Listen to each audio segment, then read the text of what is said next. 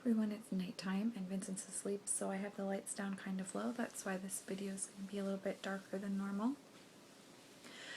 This is a viewer requested video, and the question that person asked me to respond to was, how have I found an actual physical community of spiritually like-minded people to be encouraged by and spend my time with? How have I found other pagan people in my community to be with? Because in some of my recent videos I've shared that I've been getting to know some fellow healers who are also pagans.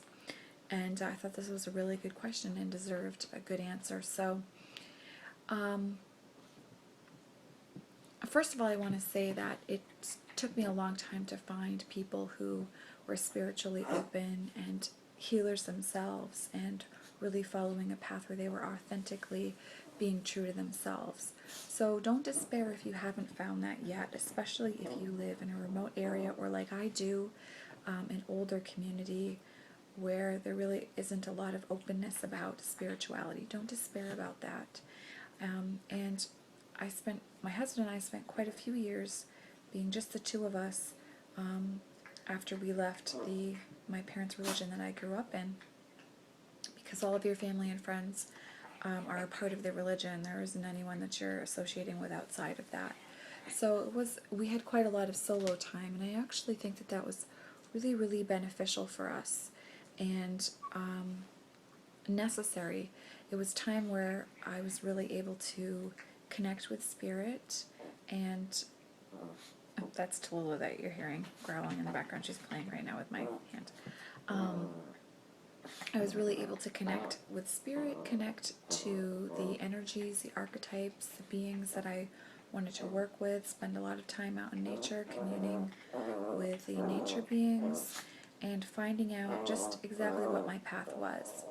Now, when I made the decision to start doing spiritual work outside of just solitary work, which again has been and continues to be deeply fulfilling for me, I just happened to, there was a lady who came into where I was working at the time, which was a copy shop, and she was making copies for a Reiki training that she was teaching, and so I asked her some questions, and we got to talking, and I decided to go to the Reiki training. And that was how I started really getting to know people who were spiritually open. While I was the only pagan person in all of the Reiki trainings I did, I met some very powerful healers whose view of Christianity and God and Jesus was much more open and authentic and beautiful path that they were following, and that was very healing for me as well. So I'd really encourage you to go to places and areas in your community or within driving distance where there are other healers offering services. So this could be coffee shops, new age stores, clothing boutiques, natural food stores, any kind of places like that. You'll often find bulletin board. That's Tallulah. Sorry, guys. There she is. You'll often hear conversations that people are having about different healing experiences that they've had, and I can speak for that firsthand because I work in a clothing boutique with a new age slant that's right next door to a cafe in our community, and people are having conversations about these things. You can hear them talking about these things. So these are areas where you can start to get a handle on who are the healers in the community and who's offering various classes, sessions, healing modality trainings, that kind of thing. That's very helpful to make a connection with people who are open spiritually and exploring a path similar to your own.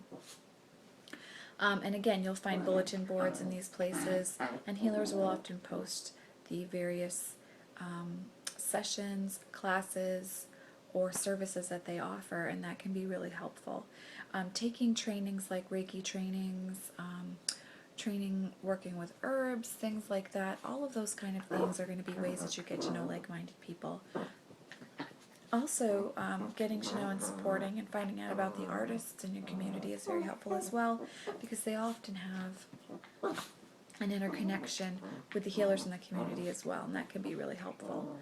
I found that the pagan friends that I have made recently, I was able to discover through the healing sessions that I myself offer as a healer, and came into contact with several of them. I mean, I offer tarot and psychic readings, so people who are pagan or open-minded are often the people that show up at my door for a reading or a session.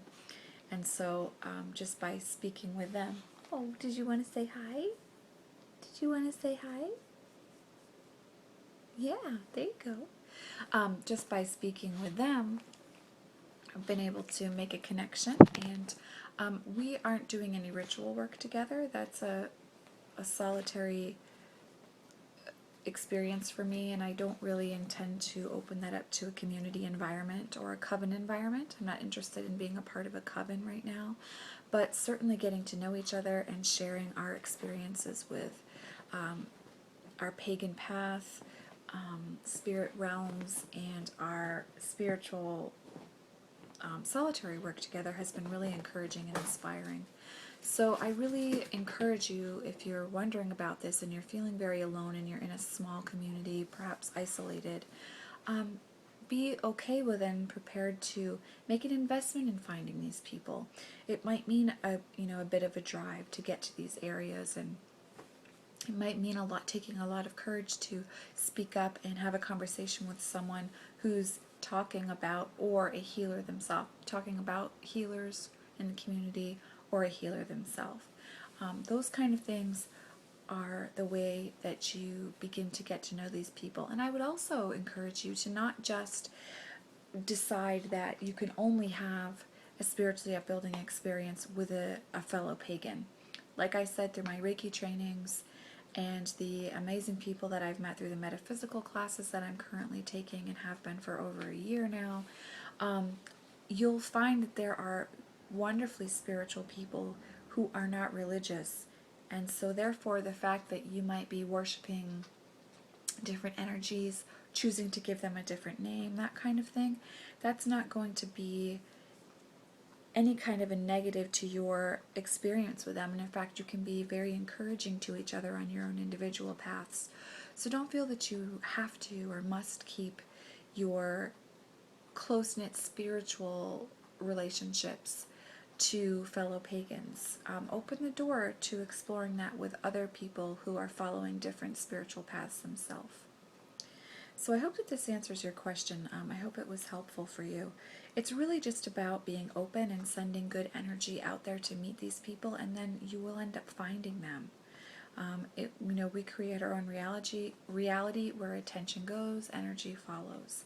So just be open and share that message and that vibration with the universe, and you will get that back. I promise you that. You will end up finding these people. And for right now, while you're currently really very solitary on your own path, enjoy that solitude and really embrace that, and use this time to really connect with your spirit community and the energies that you're working with spiritually. You will find that this is a great blessing indeed. So I look forward to seeing you all in the next video on the Intro to Stones series, and also in the next Oracular Fantastical video.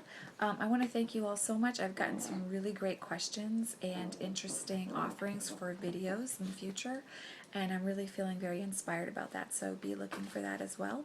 And I'm also going to be doing a video kind of sharing the beautiful fall nature that I have surrounding my home and my community. It is so gorgeous up here in New England right now, and I want to make a video to share that all with you as well.